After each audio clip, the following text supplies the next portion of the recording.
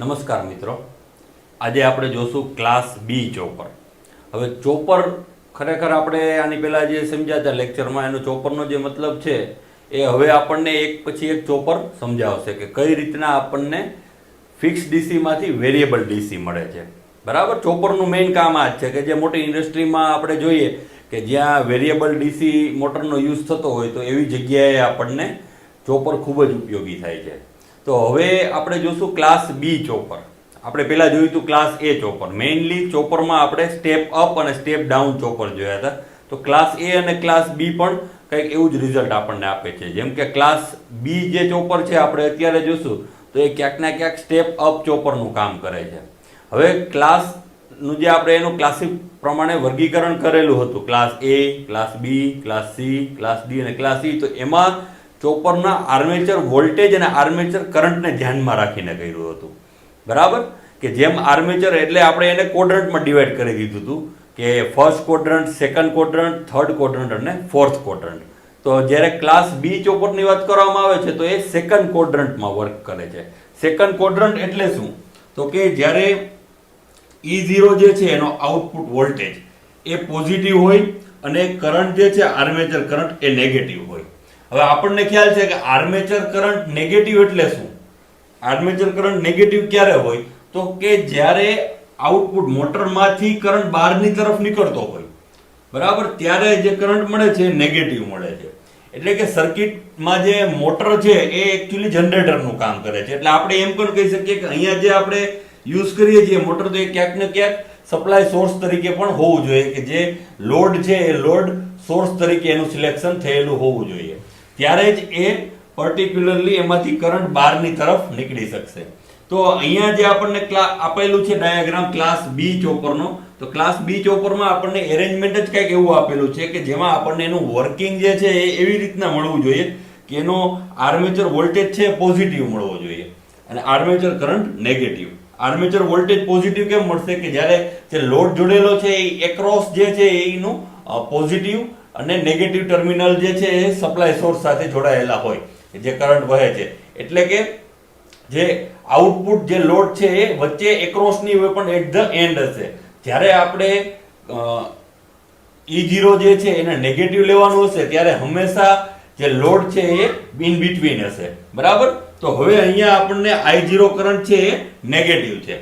તો હવે આપણે શું કરીએ છીએ કે આ ડીસી સોર્સ છે, ડીસી સોર્સ છે એના ઉપરનો પોઝિટિવ છેડો છે એ ડાયોડ સાથે જોડેલો છે. બરાબર, અહીંયા ઇન્ડક્ટર જોડેલું છે અને આ ચોપરની સર્કિટ છે. તો હવે આપણે એનું ફંક્શન સમજવા જઈએ કે જ્યારે ચોપર ઓન થાય છે અને આ જે લોડ આપણને જોડેલો છે તો એ લોડ શું છે? એકચ્યુઅલી સોર્સનું કામ પણ કરે છે. આપણે એ રીતનો જ લોડ રાખેલો છે કારણ કે અહીંયા લોડમાંથી કરંટ બહારની તરફ વહે છે. તો એ ક્યારે વહેશે? કે જ્યારે લોડ છે એ સોર્સ તરીકે આપણે સિલેક્ટ કરેલો હોય તો, કારણ કે એને સોર્સ તરીકે પણ કામ કરવાનું છે. આ રીતે જ્યારે ચોપરને ઓન કરવામાં આવે છે તો શું થાય છે કે આપણને આ SCR છે તો એની એક્રોસ એટલે કે ચોપરની એક્રોસ વોલ્ટેજ E0 0 થઈ જાય છે. હવે એને આપણે આ રીતે જોઈએ કે જ્યારે T ઓન થાય છે ત્યારે E0 બરાબર 0 થાય છે. હવે આ કઈ રીતે થાય છે? તો કે અહીંયા આપણે આ ડાયાગ્રામ લઈએ SCR નો. અત્યારે ચોપરમાં જે આપણે સર્કિટ જોડેલી છે આ SCR, આ એનોડ, આ કેથોડ અને આ ગેટ. બરાબર, હવે SCR ની VI કેરેક્ટરિસ્ટિક કઈ રીતના છે? તો કે આ રીતના આપણને એની VI કેરેક્ટરિસ્ટિક મળે છે. હવે કોઈ પણ ગેટ સિગ્નલ, ધારો કે આપણે અહીંયા સિગ્નલ આપીએ છીએ IG1, તો આ ગેટ સિગ્નલ જ્યારે મળશે ત્યારે SCR અહીંયાથી આ ઓન થઈ જશે. આ એની ઓન કન્ડિશન છે, આ નોર્મલ કન્ડિશન છે જ્યારે ગેટ સિગ્નલ આપ્યા વગરનું. બરાબર, એટલે આ વોલ્ટેજ એ SCR ઓન થશે અને અહીંયા કન્ડક્ટ થશે. જેવો ઓન થશે એવો એનો વોલ્ટેજ છે અહીંયાથી ઘટી અને એકદમ અહીંયા આવી જશે 0 પોઈન્ટની આસપાસ. આપણને એ ખ્યાલ છે કે જ્યારે SCR ઓન થાય છે ત્યારે એનો વોલ્ટેજ જે છે એ એકદમ 0 થઈ જાય છે. એટલે કે SCR ની એક્રોસ આપણને વોલ્ટેજ મળતો નથી, 0 થઈ જાય છે અને કરંટ વધે છે. એ SCR ની ઓન કન્ડિશન છે. તો અહીંયા આપણને એ જ ખ્યાલ પડે છે કે જ્યારે આપણે આને ઓન કરીએ છીએ ત્યારે SCR નો એક્રોસ વોલ્ટેજ જે છે એ E0 છે.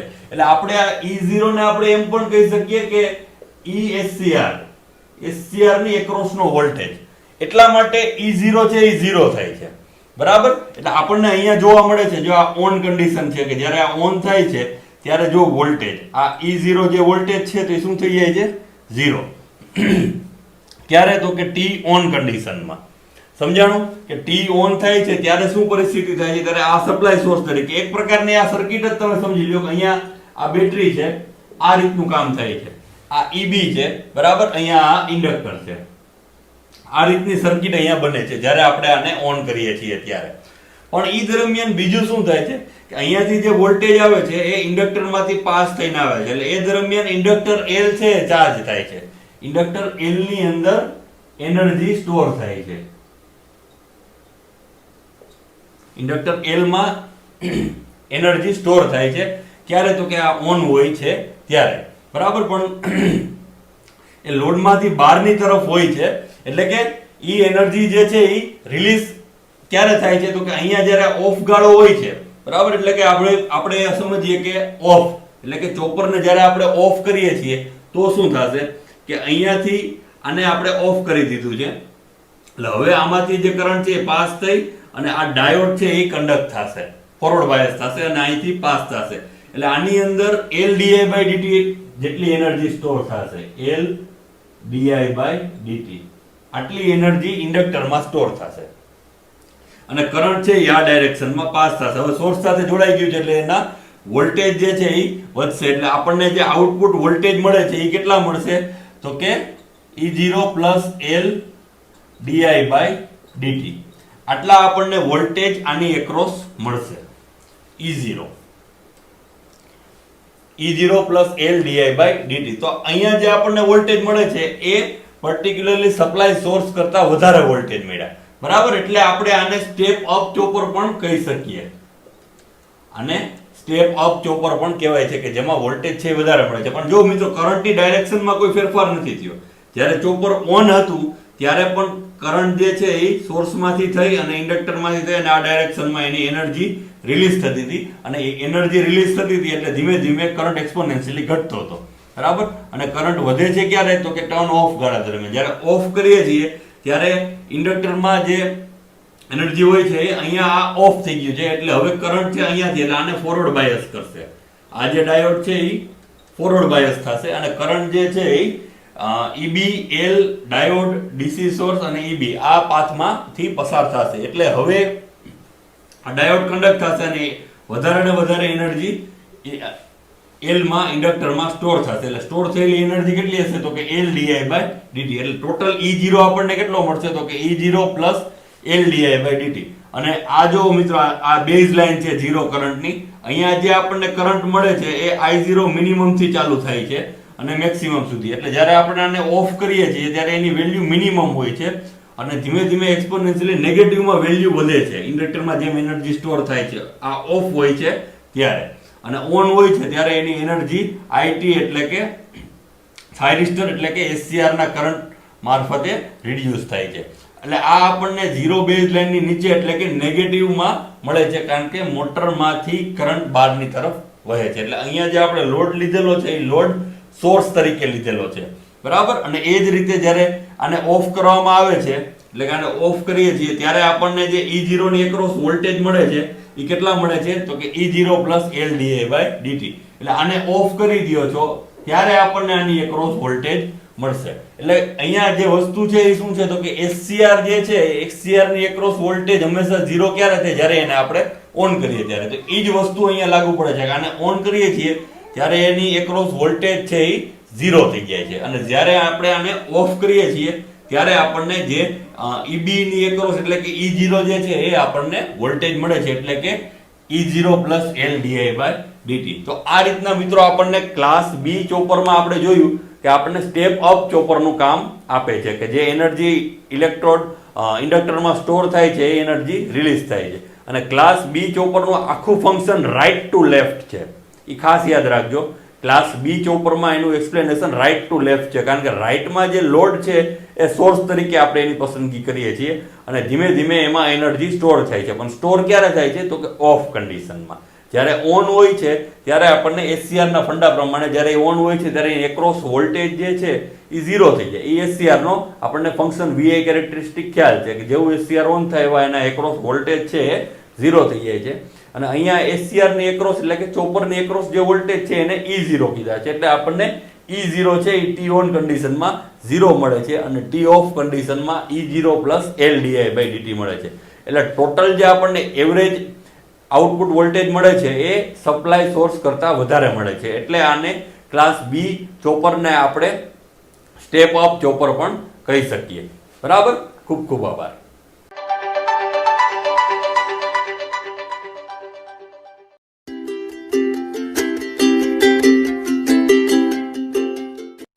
નમસ્કાર મિત્રો, આજે આપણે જોશું ક્લાસ C ચોપર. ચોપરની આપણે જેમ વાત કરીએ કે જ્યારે આપણને વેરિયેબલ ડીસીની જરૂરિયાત હોય, બરાબર, ફિક્સ ડીસી આપણો સોર્સ હોય ને એમાંથી આપણે વેરિયેબલ ડીસી જ્યારે જરૂરિયાત હોય તો ત્યારે આપણે હંમેશા ચોપરનો ઇન્ડસ્ટ્રીમાં યુઝ થતો હોય છે. તો એમાં હવે જે ક્લાસ C ચોપરની વાત કરવામાં આવી છે તો ક્લાસ C ચોપર છે એ આમ 2 ક્વોડ્રન્ટમાં કામ કરે છે. તેને 2 ક્વોડ્રન્ટ ચોપર પણ કહેવાય છે. આપણે જેમ આની પહેલા અગાઉ જોયું હતું કે ક્લાસ A ચોપર અને ક્લાસ B ચોપર. તો ક્લાસ A ચોપર હતું એ ફર્સ્ટ ક્વોડ્રન્ટમાં કામ કરતું હતું, બરાબર. આ રીતના આપણે એને 4 ક્વોડ્રન્ટમાં ડિવાઈડ કર્યા હતા. તો ક્લાસ A ચોપર છે એ ફર્સ્ટ ક્વોડ્રન્ટમાં કામ કરતું હતું. ક્લાસ B ચોપર છે એ સેકન્ડ ક્વોડ્રન્ટમાં કામ કરે છે. એટલે કે અહીંયા આ E0 છે એ પોઝિટિવ, બરાબર, આ I0 પોઝિટિવ અને અહીંયા આ I0 નેગેટિવ. એટલે B ની જ્યારે વાત કરવામાં આવે છે તો ક્લાસ B ચોપર છે એમાં E0 પોઝિટિવ હોય છે અને I નેગેટિવ હોય છે. એનો મતલબ શું થયો કે આર્મેચર વોલ્ટેજ પોઝિટિવ હોય છે પણ આર્મેચર કરંટ જે છે એ નેગેટિવ હોય છે. જ્યારે ક્લાસ A ચોપર છે તો એમાં આર્મેચર વોલ્ટેજ પણ પોઝિટિવ હોય છે અને આર્મેચર કરંટ પણ નેગેટિવ હોય છે. હવે એની ઉપયોગિતાની વાત કરીએ તો જ્યારે આર્મેચર વોલ્ટેજ અને કરંટ બંને પોઝિટિવ હોય તો શું થાય કે જે મોટરિંગ કન્ડિશન આવે છે કે બંને ફોરવર્ડ કન્ડિશનમાં છે. એટલે મોટરિંગ એટલે કે ફોરવર્ડ ડાયરેક્શનમાં જે મોટર છે એ ફરે છે. જ્યારે વોલ્ટેજ પોઝિટિવ છે અને કરંટ નેગેટિવ છે ત્યારે બ્રેકિંગ કન્ડિશન આવે છે. કારણ કે વોલ્ટેજ એક ડાયરેક્શનમાં છે અને કરંટ એની ઓપોઝિટ છે. એટલે બ્રેકિંગ કન્ડિશન હોય છે. તો આપણે હવે જ્યારે ક્લાસ C ચોપરની વાત કરવામાં આવે છે તો ક્લાસ C ચોપર છે આ બંનેનું કોમ્બિનેશન છે. તમે એમ પણ કહી શકો કે જ્યારે ક્લાસ A અને ક્લાસ B બંનેનું મિશ્રણ છે. સર્કિટ પણ એ રીતના ડિઝાઇન કરેલી છે. તો એની અંદર શું થાય છે કે આપણે ફોરવર્ડિંગ અને મોટરિંગ, બરાબર, ફોરવર્ડિંગ મોટરિંગ અને બ્રેકિંગ રિવર્સ જે બ્રેકિંગ છે એનો બેનો આપણે એક જ સાથે ઉપયોગ કરી શકીએ છીએ.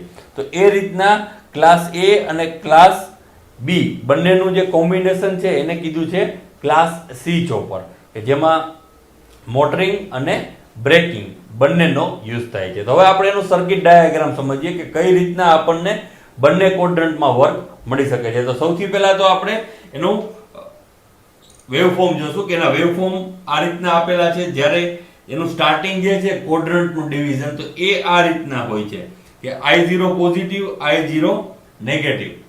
એટલે કે આર્મેચર કરંટ એક પોઝિટિવ ડાયરેક્શન, પોઝિટિવ એટલે કે જ્યારે કરંટ છે એ લોડ તરફ જતો હોય અને આર્મેચર કરંટ નેગેટિવ છે એનો મતલબ કે કરંટ છે લોડમાંથી બહારની તરફ વહેતો. એટલે અહીંયા આપણે એક વાત યાદ રાખવાની કે અહીંયા જે આપણને આ વાત કરવામાં આવેલી છે આર્મેચરની કે ત્યારે આપણે જે સોર્સ હોય છે એ સોર્સ આમાં હોવો જોઈએ જે લોડમાં. અહીંયા જે લોડ આપણને દર્શાવેલો છે મોટરિંગ માટે તો એ લોડની જે આપણે ચોઈસ કરીએ છીએ એ લોડની ચોઈસ સોર્સ આધારિત હોવી જોઈએ કે સોર્સ તરીકે એમાં EB જેટલો વોલ્ટેજ હોવો જોઈએ. એટલે કે એની અંદર સોર્સ આપણે રાખવો પડે કારણ કે આપણે એમાંથી આર્મેચર કરંટ બહારની ડાયરેક્શનમાં લેવાનો છે.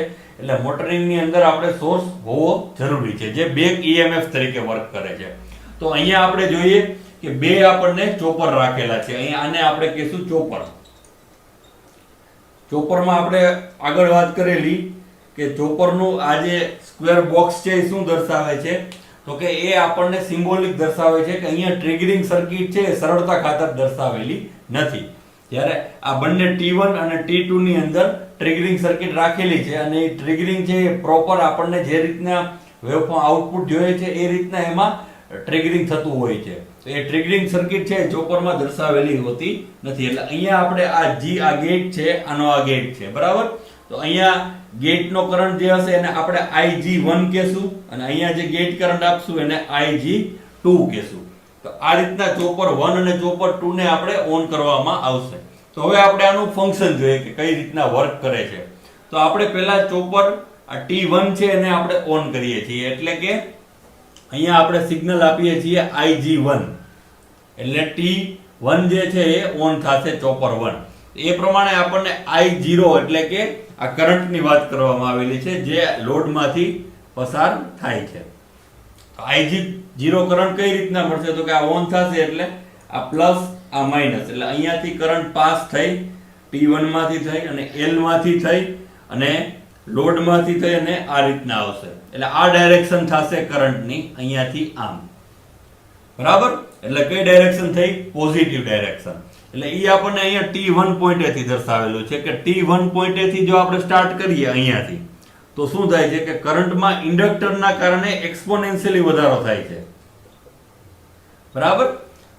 ડાયરેક્ટ વધારો ડ્રાસ્ટિક ચેન્જ થતો નથી. ઇન્ડક્ટર છે એટલે આપણને વધારો જે છે એ એક્સપોનેન્શિયલી મળે છે. એટલે T1 પોઈન્ટે શું થાય છે તો કે મેઇન જે ACR1 છે, ચોપર 1 છે એ ઓન થાય છે Ig1 ગેટ સિગ્નલના લીધે.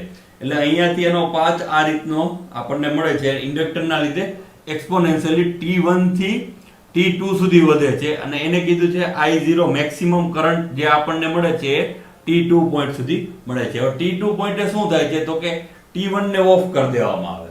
જે આપણી ટ્રિગરિંગ સર્કિટ છે જે અહીંયા દર્શાવેલી નથી એ શું કરશે તો કે આટલો ડિલે આવશે, એટલા ડિલે પછી આને ઓફ કરશે, એટલે કે ગેટ સિગ્નલ રિમૂવ કરશે અને એનો કરંટ ઘટશે. એટલે આને કમ્યુટેટ કરવામાં આવશે. એટલે આ ઓફ થશે એટલે ઇન્ડક્ટરની અંદર તો એનર્જી સ્ટોર થયેલી હશે. બરાબર? એટલે શું થશે તો કે અત્યારે આ ઓફ છે, આ તો ઓફ હતું જ પહેલેથી. એટલે હવે ઇન્ડક્ટરમાં સ્ટોર થયેલી એનર્જી છે એ આ જ ડાયરેક્શનની અંદર રિલીઝ થશે. L પછી લોડ અને D1. બરાબર? આ ID1 કરંટ થ્રુ અહીંયા આ જ ડાયરેક્શનમાં ઇન્ડક્ટરની જે એનર્જી છે એ રિલીઝ થશે. એટલે અહીંયા એની એનર્જી રિલીઝ થશે એટલે કરંટમાં આપણને આ રીતે ઘટાડો જોવા મળશે T3 પોઈન્ટે.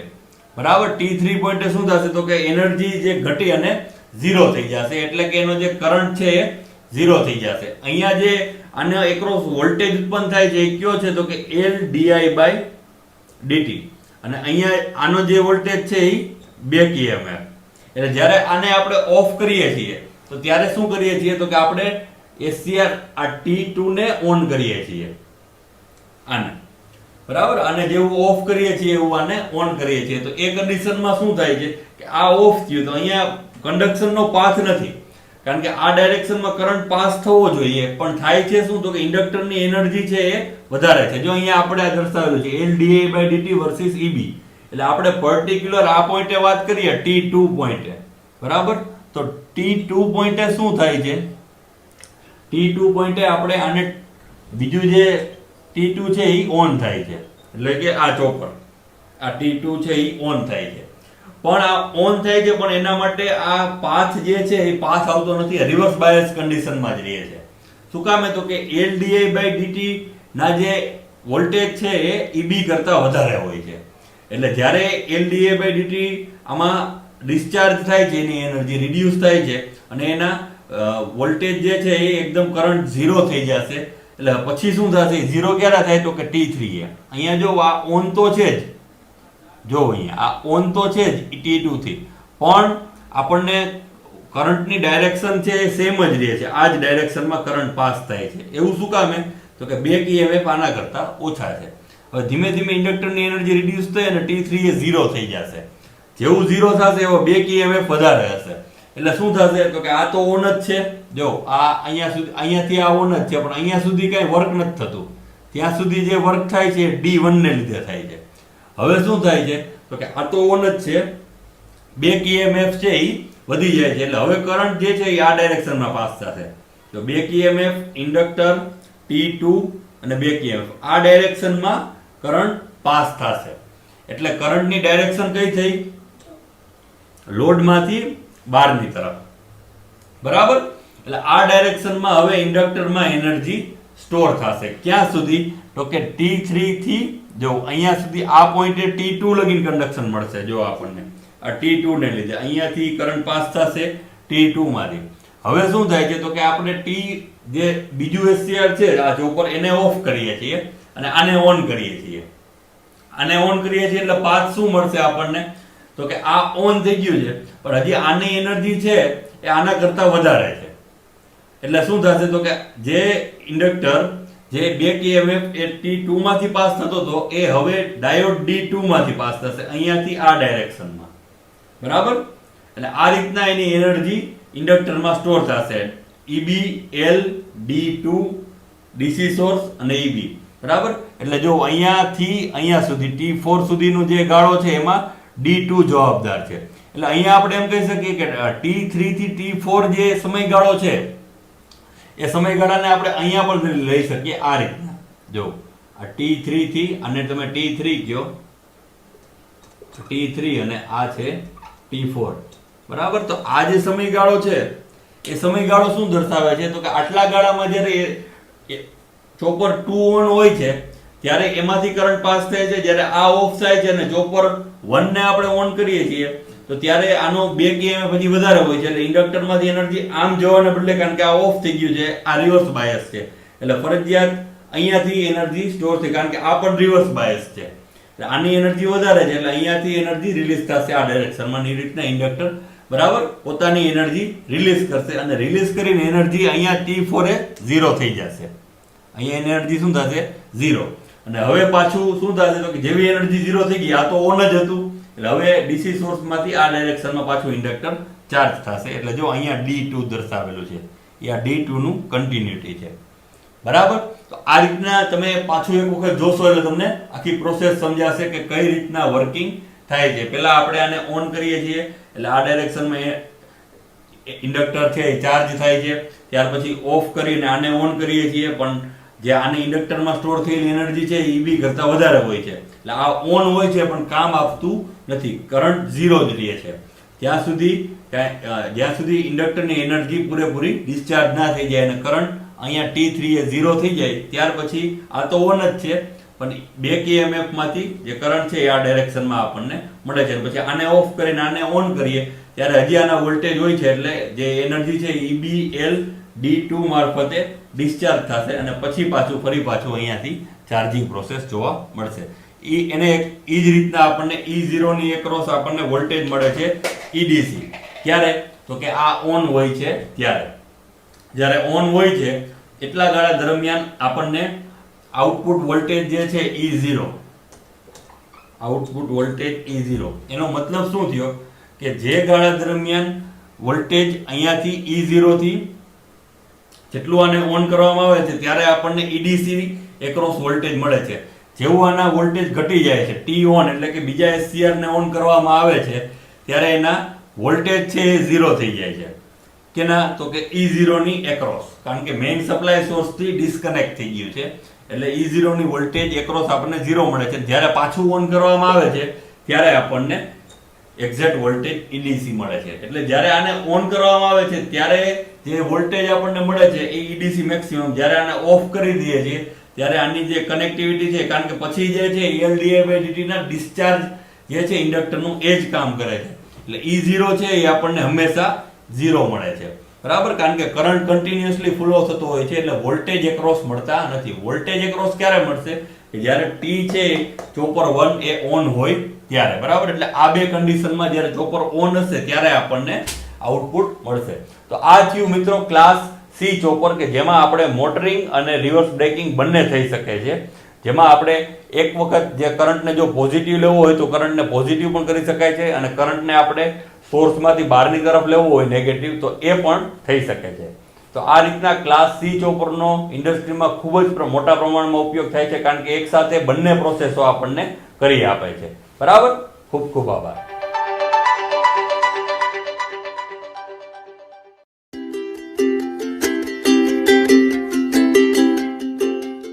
નમસ્કાર મિત્રો. આજે આપણે જોશું ક્લાસ D ચોપર.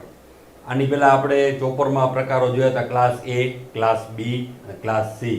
ચોપર એટલે કે ફિક્સ DC નું વેરિયેબલ DC માં કન્વર્ઝન કરે કે જે ઇન્ડસ્ટ્રીમાં એવી આપણે DC મોટરનો યુઝ કરવાનો હોય કે જેનો આપણે આઉટપુટ ફિક્સ ના હોય તો એવી જગ્યાએ આપણે ચોપરનો યુઝ કરતા હોઈએ છીએ.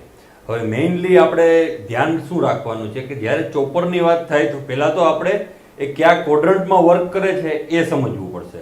ત્યાર પછી જ એનું જે ક્લાસિફિકેશન છે કે ધારો કે ક્લાસ એ હોય, બી હોય, સી હોય, ડી હોય કે ઈ હોય, કોઈ પણ ચોપર હોય તો આપણે પહેલાં જે કયા ક્વોડ્રન્ટમાં વર્ક કરે છે ત્યાંથી આપણને એનું ફંક્શન સમજાશે. કારણ કે જો ફર્સ્ટ ક્વોડ્રન્ટમાં વર્ક કરતું હોય બરાબર તો એ ફોરવર્ડ મોટરિંગ માટે કામ કરતું હોય, કારણ કે ત્યારે E0 અને I0 પોઝિટિવ હોય છે. ધારો કે સેકન્ડ ક્વોડ્રન્ટમાં વર્ક કરતું હોય છે ચોપર તો એમાં E0 છે એ પોઝિટિવ હોય છે અને I0 નેગેટિવ હોય છે, તો એ ફોરવર્ડ બ્રેકિંગ માટે કામ કરતું હોય છે. એ જ રીતના થર્ડ ક્વોડ્રન્ટમાં જો વર્ક કરતું હોય છે તો એમાં E0 અને I0 બંને નેગેટિવ હોય છે, તો એ કમ્પ્લીટલી બ્રેકિંગનું કામ કરે છે. જ્યારે ફોર્થ ક્વોડ્રન્ટમાં કામ કરતું હોય તો રિવર્સ બ્રેકિંગનું કામ કરે છે. તો અહીંયા જે આપણને વાત કરેલી છે ક્લાસ ડી ચોપરની, તો ક્લાસ ડી ચોપર છે એ ફર્સ્ટ ક્વોડ્રન્ટ અને ફોર્થ ક્વોડ્રન્ટમાં વર્ક કરે છે. ફર્સ્ટ ક્વોડ્રન્ટ એટલે શું? તો કે E0 પોઝિટિવ છે બરાબર, આ છે I0, E0 અને I0 બંને પોઝિટિવ છે એટલે કે ફોરવર્ડ મોટરિંગ ડાયરેક્શન એટલે કે મોટર ફોરવર્ડ ડાયરેક્શનમાં ફરશે. હવે બીજું ટુ ક્વોડ્રન્ટ છે એટલે બીજા કયા ક્વોડ્રન્ટમાં વર્ક કરે છે તો કે E0 નેગેટિવ છે અને I0 છે પોઝિટિવ છે એટલે કે રિવર્સ બ્રેકિંગમાં કામ કરે છે, કારણ કે વોલ્ટેજ છે એ નેગેટિવ છે એટલે કે રિવર્સ બ્રેકિંગમાં. તો જ્યારે વોલ્ટેજ રિવર્સ હોય છે ત્યારે આપણે ધ્યાન શું રાખવાનું છે કે જે લોડ છે એ સપ્લાયની એક્રોસ આવે છે, કારણ કે જ્યારે કરંટ રિવર્સ હશે I તો એનો મતલબ શું થશે કે જે કરંટ છે લોડમાંથી બહારની તરફ આવતો હોય છે, અને જ્યારે વોલ્ટેજ નેગેટિવ હોય છે તેનો મતલબ કે જે વોલ્ટેજ છે સોર્સની ઓપોઝિટમાં એક્રોસ આવતો હોય છે, પ્લસ માઇનસ જે છે એના એ એક્રોસ આવી જતા હોય છે એટલે કે વોલ્ટેજ એમાં આપણને નેગેટિવ મળે છે. તો હવે એ આપણે કઈ રીતે અહીંયા થાય છે એ જોઈએ. તો અહીંયા આપણને બે ચોપર દર્શાવેલા છે, ચોપર T1 અને ચોપર T2, એ આ રીતના જોડેલા છે અને ડાયોડ D1 અને D2 આપેલા છે.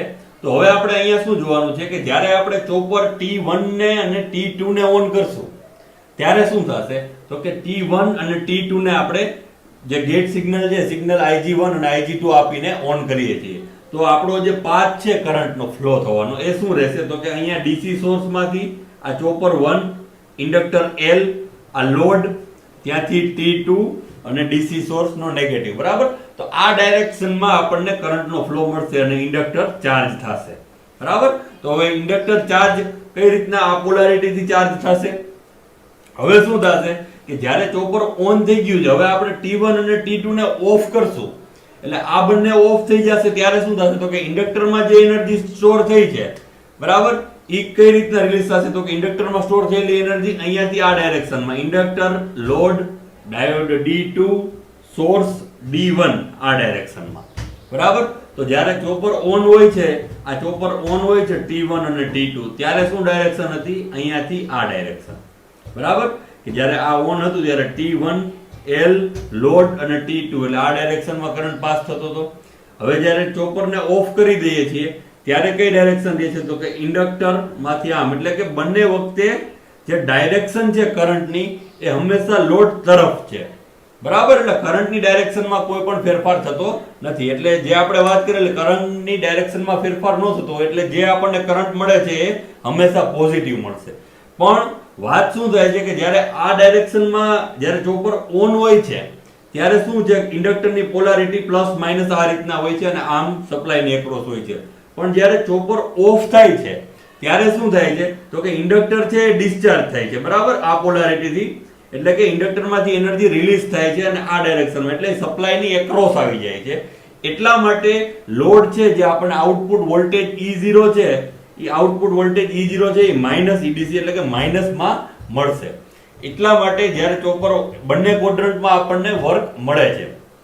જ્યારે આપણે ફોરવર્ડ મોટરિંગ કરવાનું હોય છે ત્યારે આપણે ચોપર T1 અને T2 ને ઓન કરીએ છીએ, અને જ્યારે આપણે ચોપરને રિવર્સ બ્રેકિંગમાં વર્ક કરાવવાનું હોય છે ત્યારે આપણે ચોપર T1 અને T2 ને ઓફ કરી દઈએ છીએ એટલે આપણને રિવર્સ બ્રેકિંગ મળે છે બરાબર.